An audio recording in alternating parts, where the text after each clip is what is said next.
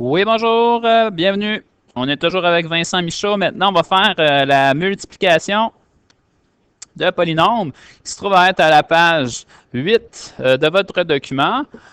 Avant de se lancer dans la page 8, on va seulement faire un petit rappel. Je vous invite à le noter. Ça devrait déjà être fait dans le cahier de l'élève. On va aller prendre la page titre du document.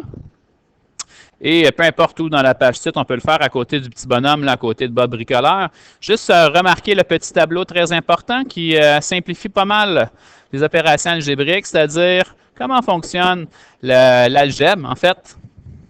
L'algèbre, peu importe le niveau. Alors, en ce qui nous concerne, on avait commencé le tableau lors des derniers cours. On avait dit que l'addition et la soustraction fonctionnaient en regroupant les termes semblables. Et pour être semblable, ça prenait deux conditions. Ça prenait des mêmes exposants et aussi les mêmes variables. Alors, deux conditions à remplir. Tandis que pour la multiplication, où on est rendu ici, là, ça fonctionne un peu différemment. Pour la multiplication, c'est là qu'on va faire des distributions, qu'on va faire des flèches. On a vu ça en secondaire 2. Là aussi, il faut se rappeler que la multiplication, je vais le marquer comme ça fonctionne avec la propriété 1 de la multiplication. Avec la propriété 1 des exposants, pardon. Et qu'est-ce que c'est que cette propriété-là? Qu'est-ce qu'on faisait avec la propriété 1 des exposants? Si on se souvient bien, je vais vous marquer un exemple ici. Ça disait que si j'avais x2 fois x4, alors, on regarde l'opération, j'ai une multiplication, j'ai deux bases identiques. Alors, si j'ai ces deux conditions-là, soit la multiplication et deux bases identiques, on peut recopier la base et prendre les exposants en les additionnant. Ce qui nous donne une réponse qui va être x à la 6. Alors, on va avoir besoin de cette propriété-là dans la multiplication. Alors, juste pour éviter qu'on se mélange, on pourrait peut-être rajouter un petit quelque chose dans notre tableau. C'est que dans l'addition et la soustraction, on ne touche pas aux exposants. Super important.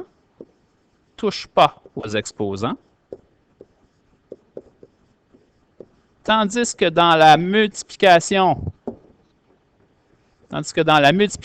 et la division, on touche aux exposants. On va pouvoir les calculer à l'aide des propriétés numéro 1 et 2 que nous avons étudiées au préalable là, dans l'année. Alors, on y va. On va reprendre notre cahier à la page 8. Donc, on s'en va à la page 8. Ici. Il y a un petit rappel ici que je vais simplement me concentrer sur le numéro A et on va pouvoir passer après ça à l'essentiel de la multiplication. Donc, si on fait cette première multiplication-là, j'ai une multiplication, première condition de rempli pour faire une des propriétés, la propriété 1. J'ai deux bases identiques, x et x, ce qui veut donc dire que je peux additionner le 2 et le 5, les exposants, qui va me donner x à la 7. J'ai réglé mes choses pour les x. Pour le 4 et le 3, j'ai donc affaire à deux bases ou deux chiffres différents. Là, je ne peux pas rien faire avec mes exposants. Par contre, 4 fois 3, vous avez appris ça il y a longtemps, vous pouvez toujours me dire que ça donne 12. Alors, 12x7 est mon résultat à la question posée au préalable. On va avoir besoin de ça pour faire la multiplication de polynômes. Je vous invite à lire ici aussi l'encadré, qui va vous permettre de mieux comprendre ce qui se passe dans les problèmes. Et je vais faire le premier calcul, tiens, celui qui est juste ici à gauche. Alors, je commence. On peut toujours se rappeler notre Penmaz.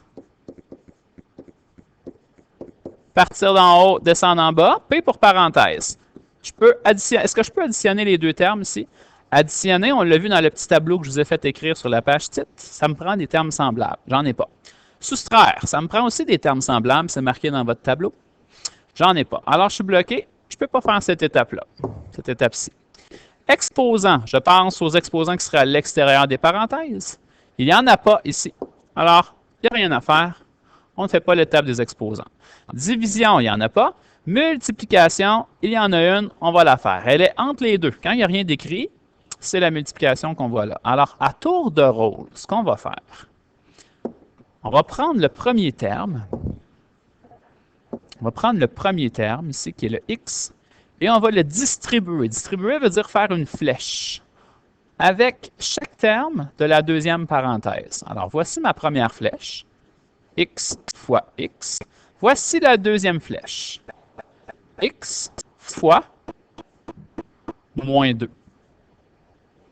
Comme ça. Je vais recommencer la même chose maintenant avec le plus 4, qui va être aussi distribué. Alors, on va dire 4 fois le x et 4 fois le moins 2. J'ai donc 4 opérations à résoudre maintenant pour avoir ma réponse. Donc, première opération, x fois x, j'ai une multiplication.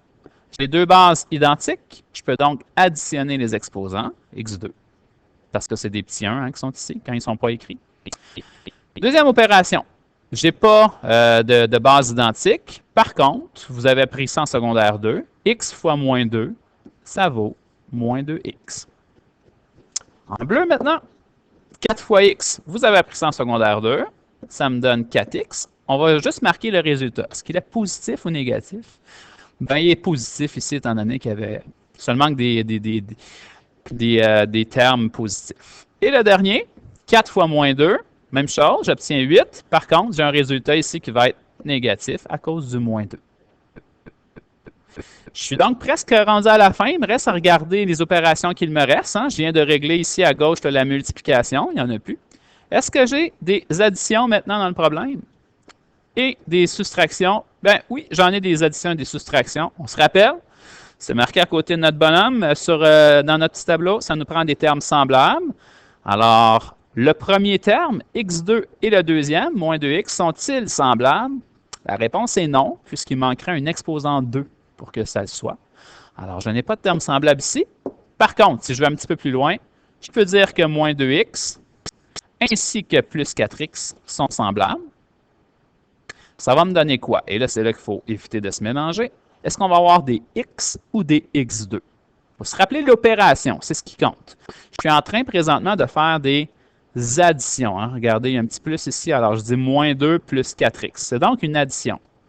Quand j'additionne, je regroupe les termes semblables sans toucher aux exposants. On l'avait écrit en rouge dans notre tableau sur la page titre. On ne peut pas toucher aux exposants lorsqu'il s'agit d'une addition ou d'une soustraction. Je dis donc que ça donne x et moins 2 plus 4 me donne 2x. Le x2 est recopié dans la réponse.